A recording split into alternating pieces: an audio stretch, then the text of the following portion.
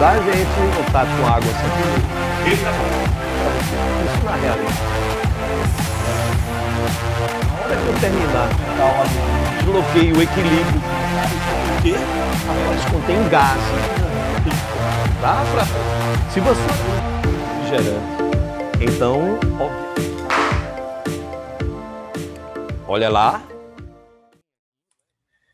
Bom, gente, vamos começar uma revisão aqui para o SSA2. Se liga aí, tem umas questões bem legais aí. Material, vocês já estão com eles aí na mão, com ele aí na mão, então bora lá.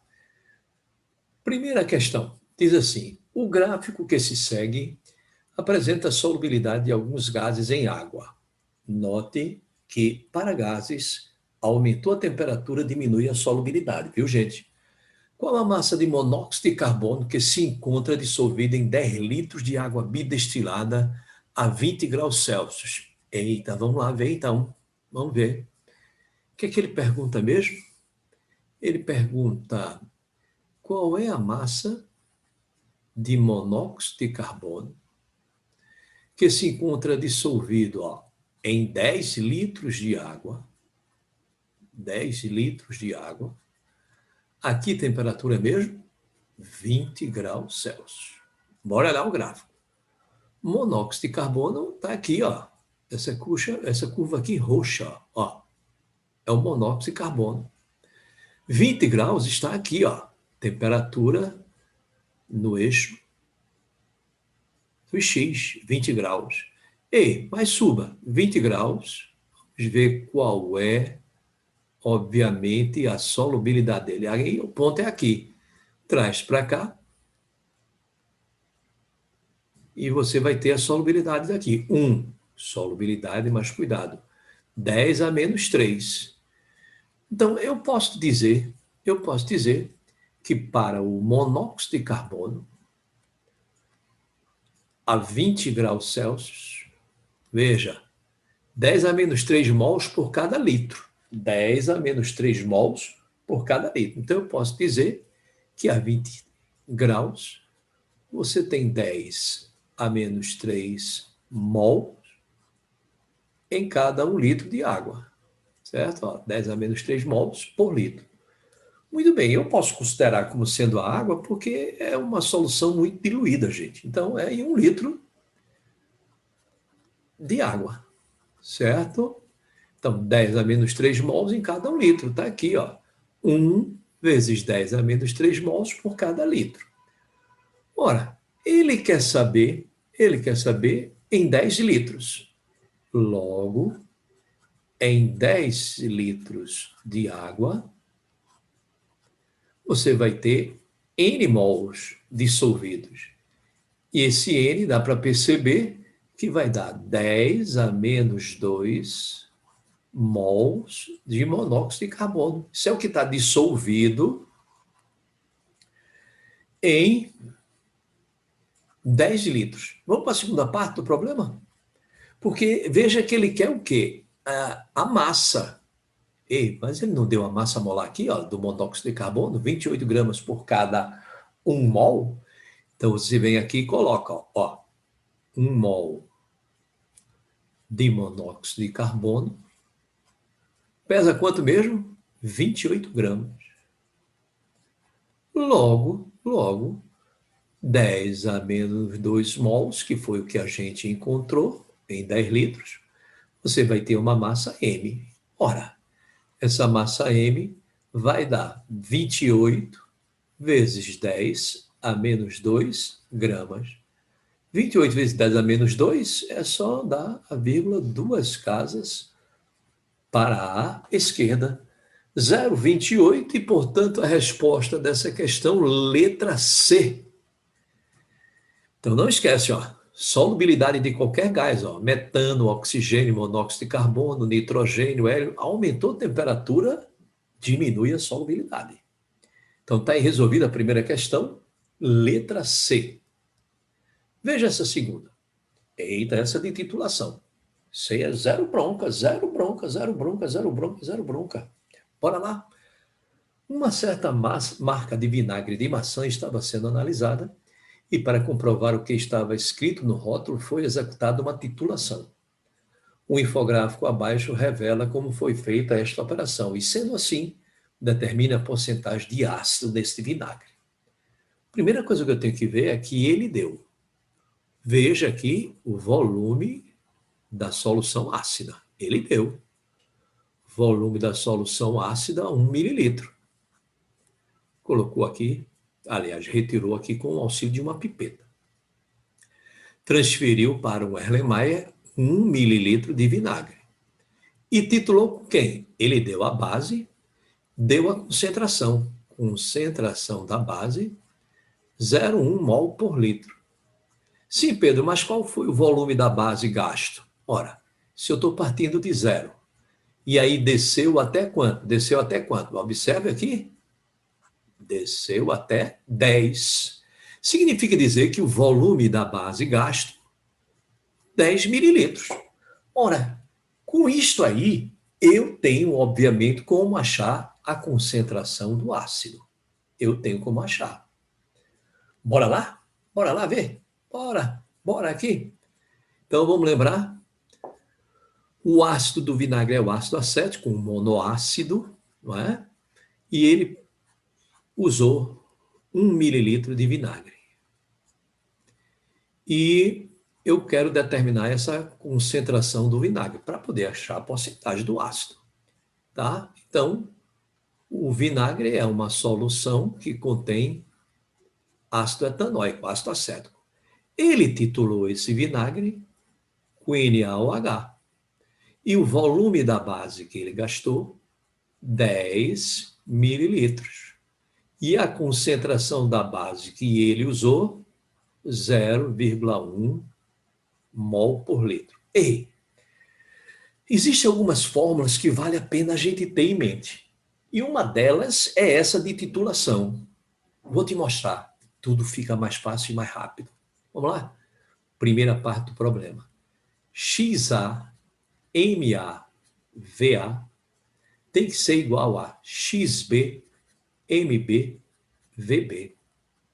Mas, Pedro, quem é XA? O número de H+. XA é 1. E quem é XB, Pedro? O número de hidroxilas. O número de hidroxilas, XB, também é igual a 1. Então, vamos lá. XA é 1.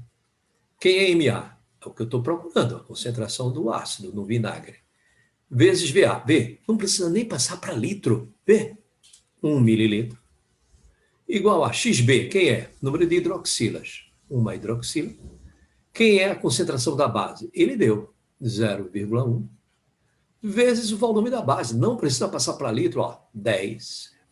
E fazendo essas contas aí, você vai perceber que a concentração do ácido é 1 mol por cada litro.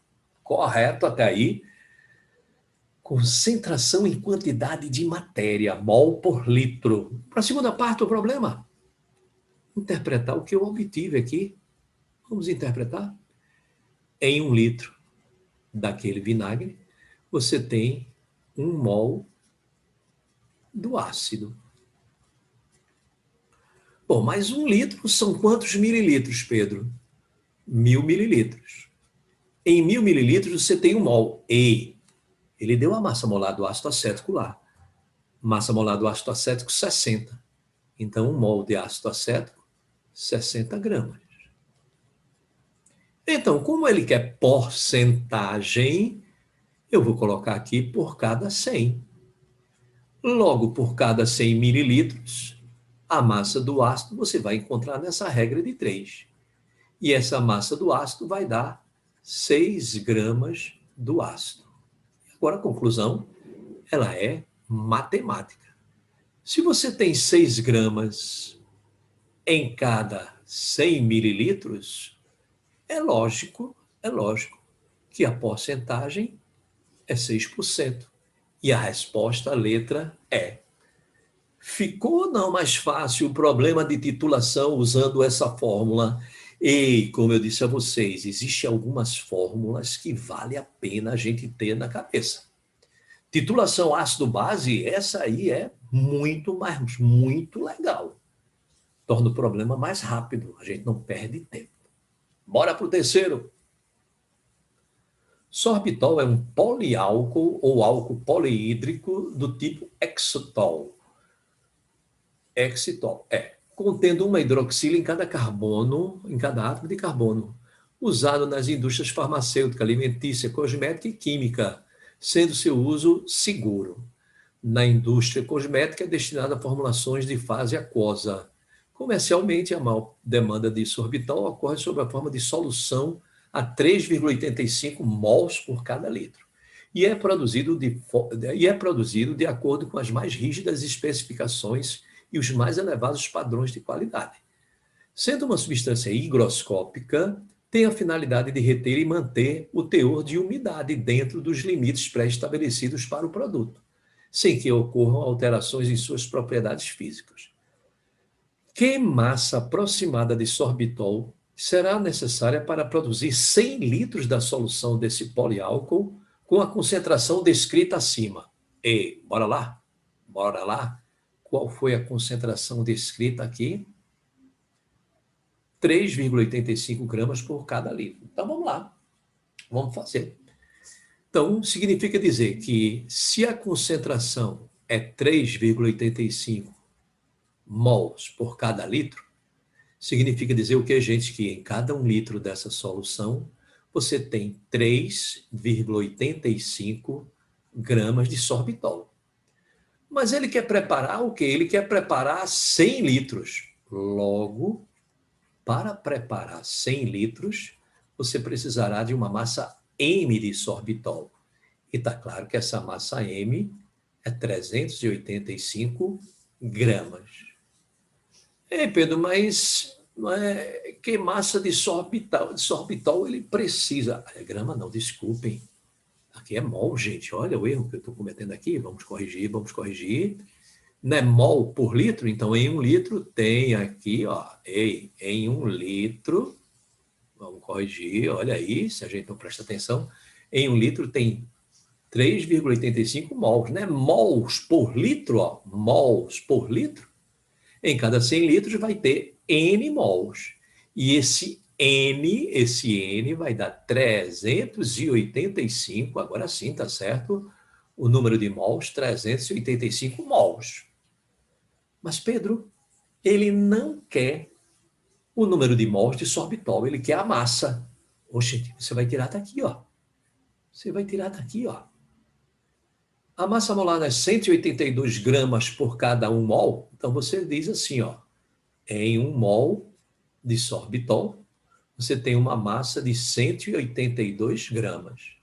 Logo, em 385 mols, você vai ter uma massa M, que você vai encontrar nessa regra de 3. E essa massa M, isso aí vai dar 70.070 gramas. Aproximadamente 70 quilogramas. E está aqui a resposta, letra E. Letra E, também uma questão que não foi fácil, não. Também uma questão que não foi fácil, não. Mas isso tudo para a gente recordar, não é, gente? Bora lá, bora lá. Olha essa outra, de deslocamento e equilíbrio, muito boa. Costuma cair bastante, viu?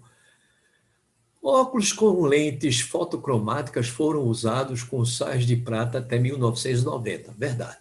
Hoje, estas lentes empregam compostos orgânicos em processos reversíveis em relação à luz ultravioleta, como o esquema a seguir.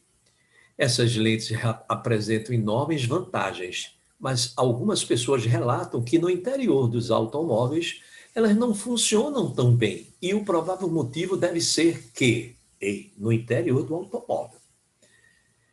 Veja que neste formato ela é incolor. Com ultravioleta, ela passa a ser o quê? Colorida. No escuro é o inverso. Aquilo que é colorido passa a ser o quê? Incolor. Ora, então, eles estão relatando que dentro do automóvel, a lente demora a escurecer ou não escurece tão bem. Ora, se não escurece tão bem, é porque não tem ultravioleta incidindo sobre a lente. Claro, não é? Por um lado, é porque o ultravioleta está incidindo. Por outro, é porque está escura. Aí ela fica clara. Vamos ler. As chapas metálicas entram em ressonância com o material fotossensível. Tem nada a ver, tem nada a ver.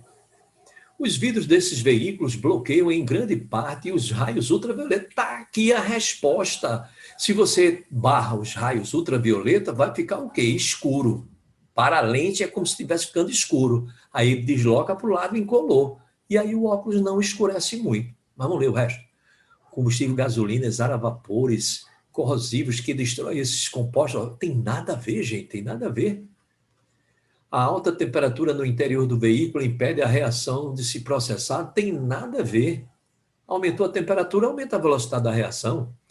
O ar fica mais rarefeito por conta da alta temperatura, inibindo assim. Não tem nada a ver com ar rarefeito, tem a ver com ultravioleta.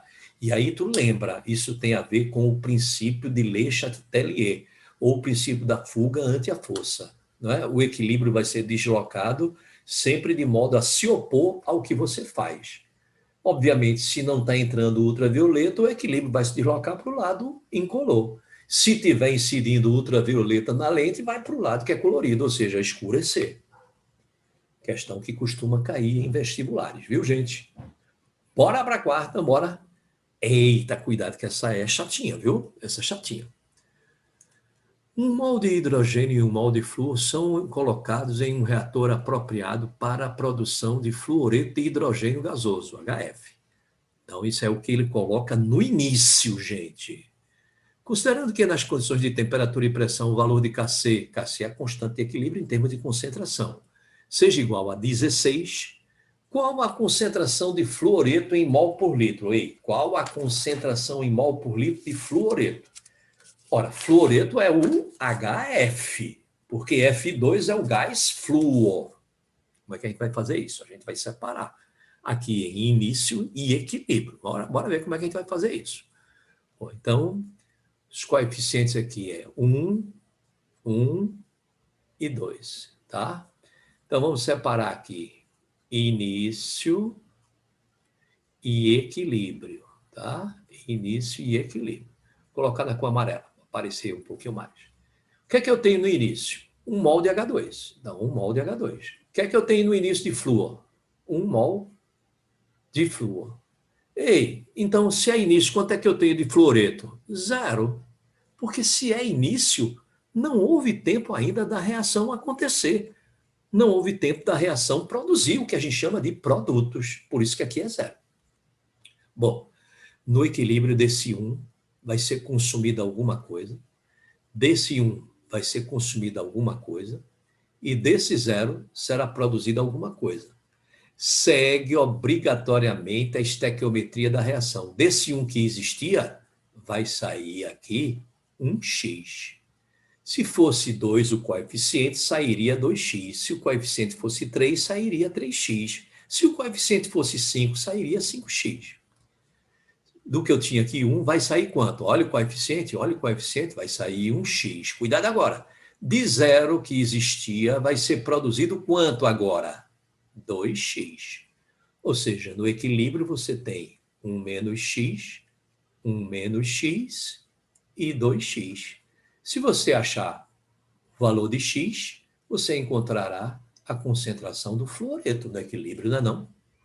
É ou não é, gente?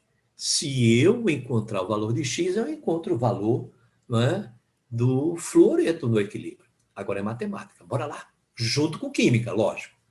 E Kc, não esquece, é concentração dos produtos sobre a concentração dos reagentes. Produto, concentração de HF elevado ao quadrado, porque quem é coeficiente aqui se transforma em expoente aqui, dividido pela concentração dos reagentes.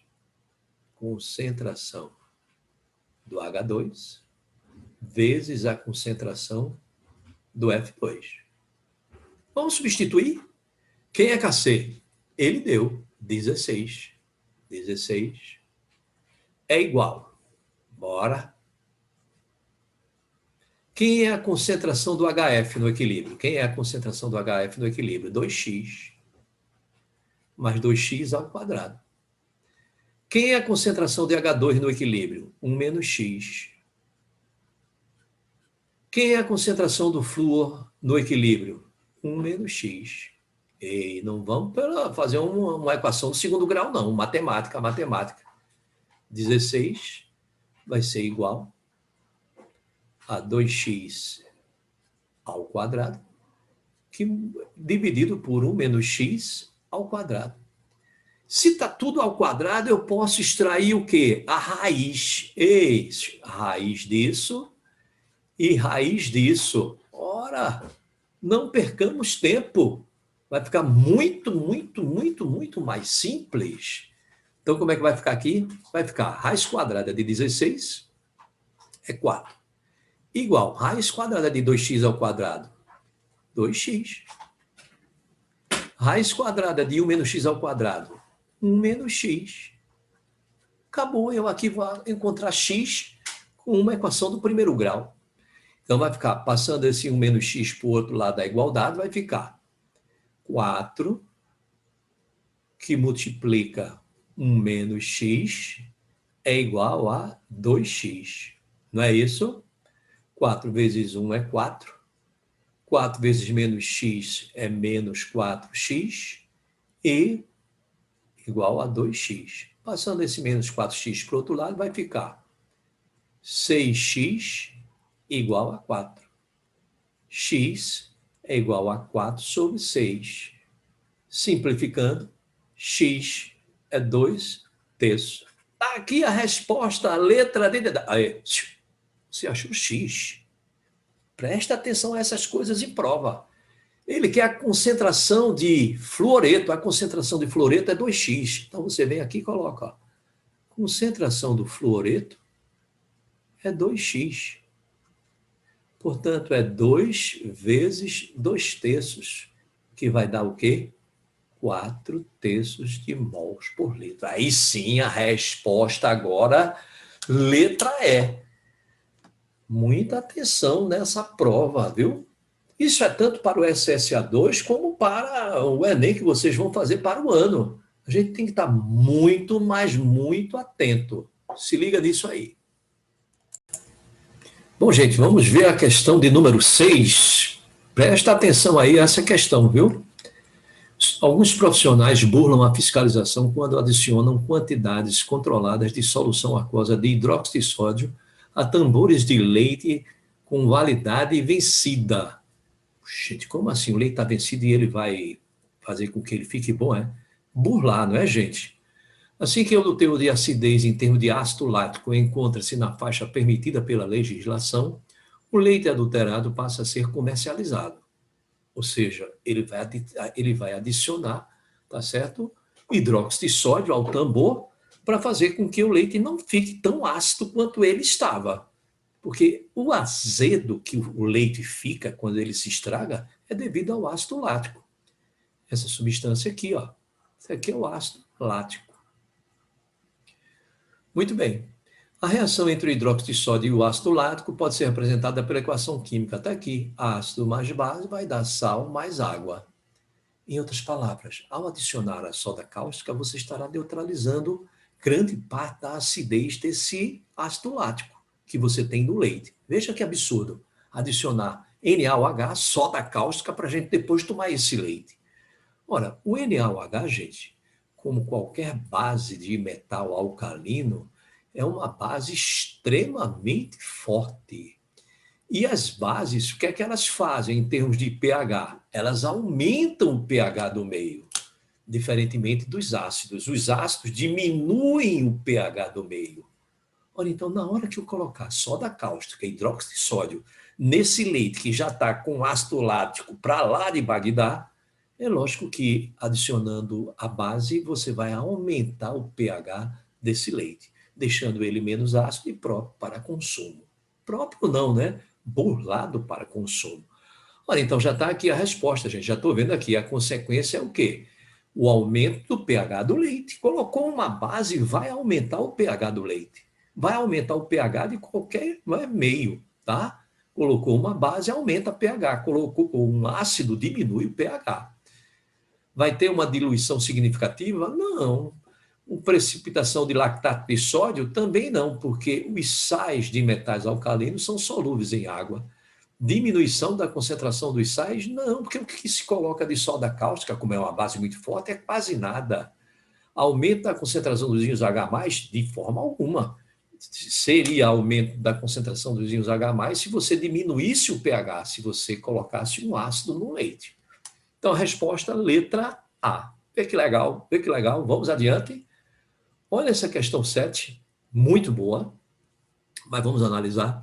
A seguir, temos um gráfico que revela todos os pontos onde o produto iônico em mol por litro de prata mais e cloro menos é uma constante. Ou seja, ele está te dizendo que em qualquer ponto em cima dessa curva verde aqui, você vai ter justamente os íons prata mais e cloro menos em equilíbrio. E esse equilíbrio, no caso, ele está chamando, obviamente, de produto iônico, não é? A gente sabe que é o KPS. Analisando atentamente este diagrama, determina o valor numérico da constante do produto de solubilidade do cloreto de prata.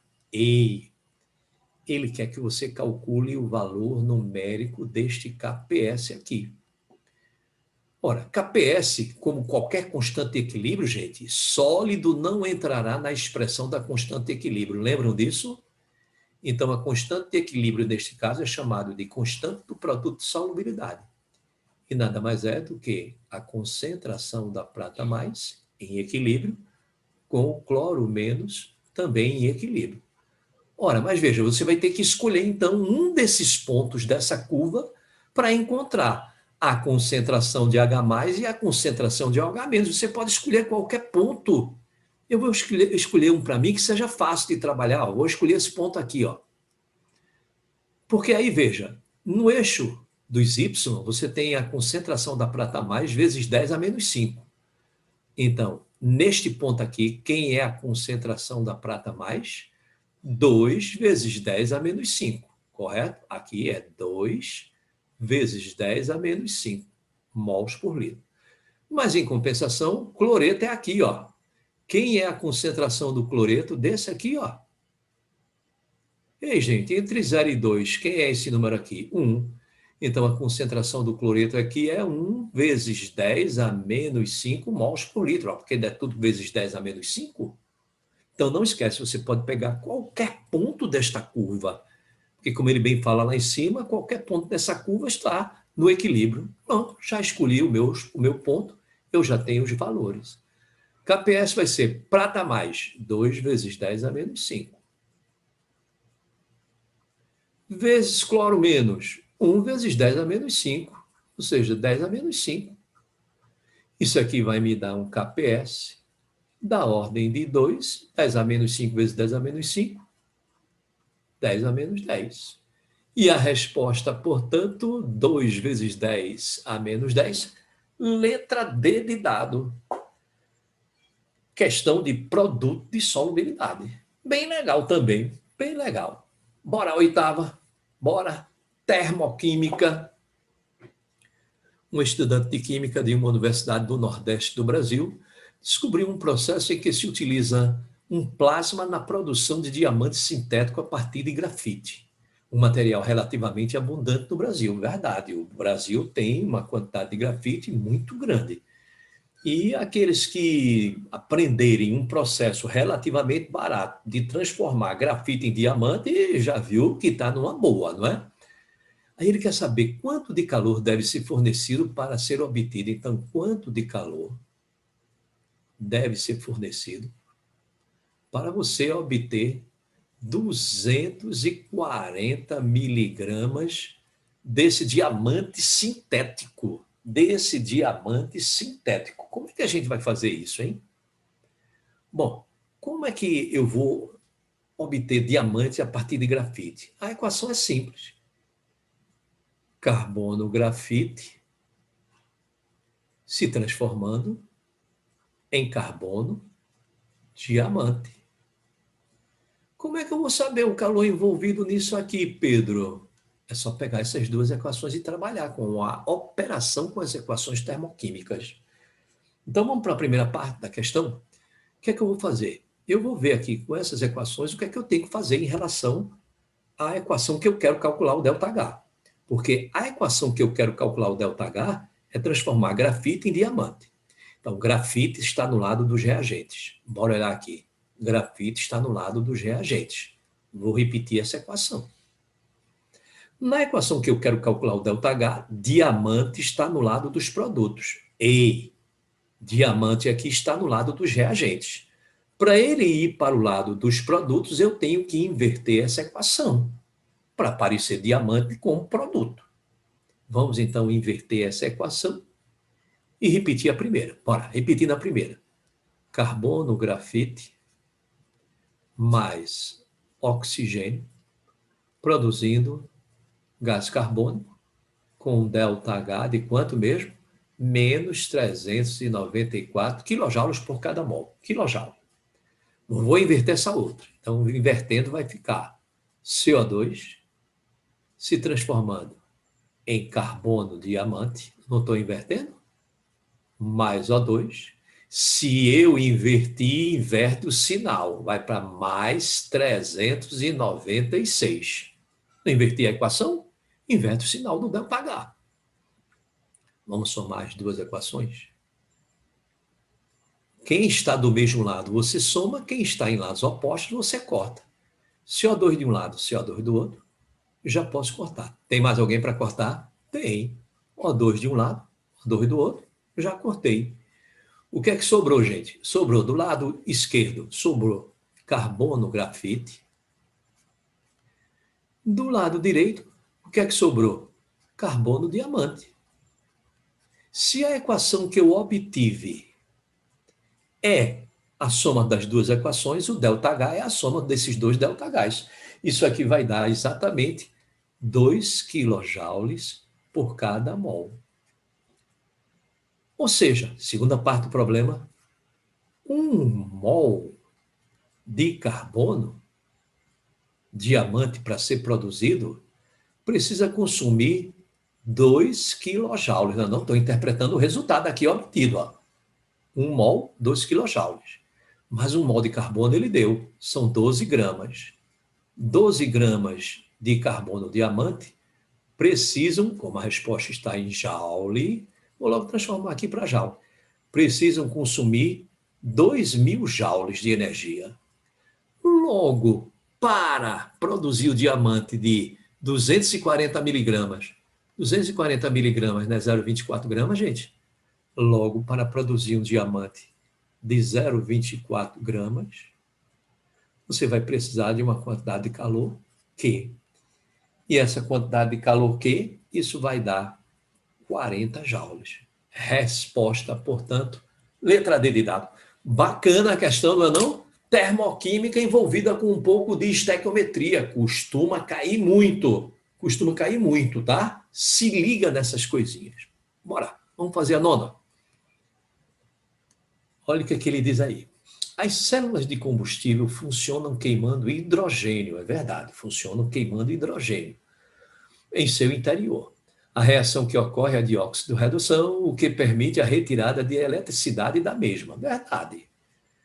Se uma célula de combustível consome 0,01 mols por segundo de hidrogênio gasoso, então a velocidade de consumo do hidrogênio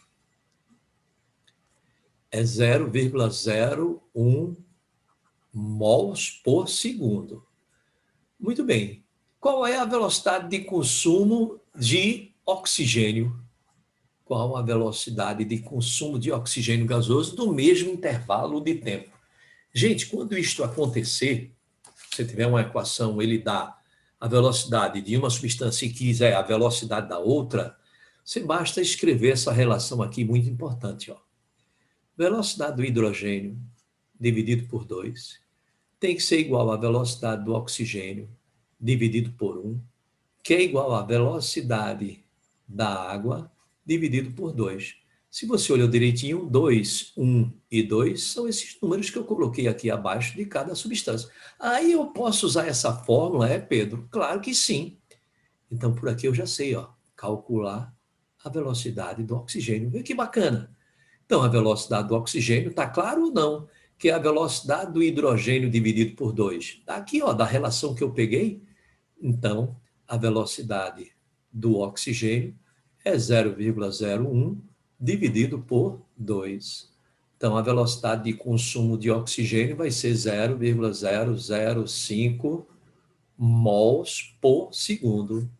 0,005, letra C, tirando de letra, eu sei que vocês vão conseguir fazer um excelente SSA, não é? Bom, vamos lá, vamos adiante. 10ª. Cuidado com essa aí, viu? Cuidado com essa aí. O peróxido de hidrogênio, água oxigenada, se decompõe em água e oxigênio gasoso espontaneamente, com velocidade relativamente lenta. Ao se adicionar um catalisador como o MnO2, o processo é acelerado. O experimento está revelado a seguir. Qual a velocidade de decomposição do peróxido de hidrogênio, tá certo? No intervalo de tempo considerado no experimento, sabendo que o cronômetro, os numerais estão em segundos e que a graduação da seringa é em mililitros. Ele quer a velocidade do peróxido de hidrogênio. Bora lá, presta atenção. Presta atenção. O peróxido de hidrogênio, ele se decompõe em água e oxigênio, tá? Ele quer, na verdade, a velocidade do peróxido de hidrogênio. E pelo experimento dá para calcular, tá certo? Qual é, obviamente, a velocidade de produção do hidrogênio. Mas lembra do problema anterior? Com a do oxigênio, eu acho a do peróxido. Então, vê.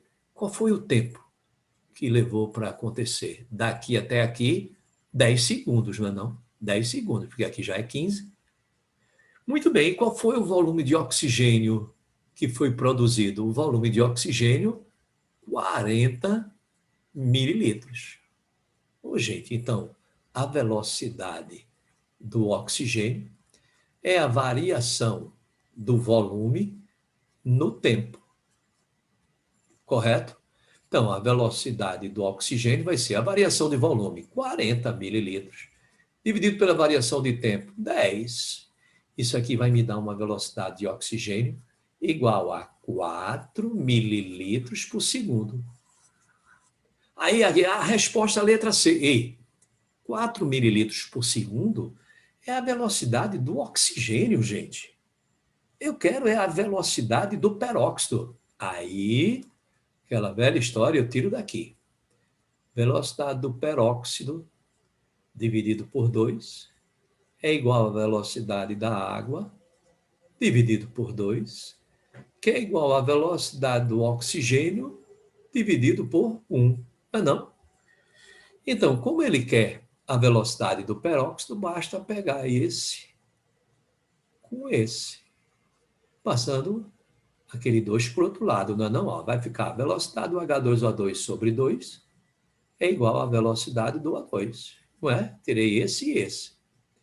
Passa esse 2 para o outro lado. Velocidade do peróxido é 2 vezes a velocidade do oxigênio.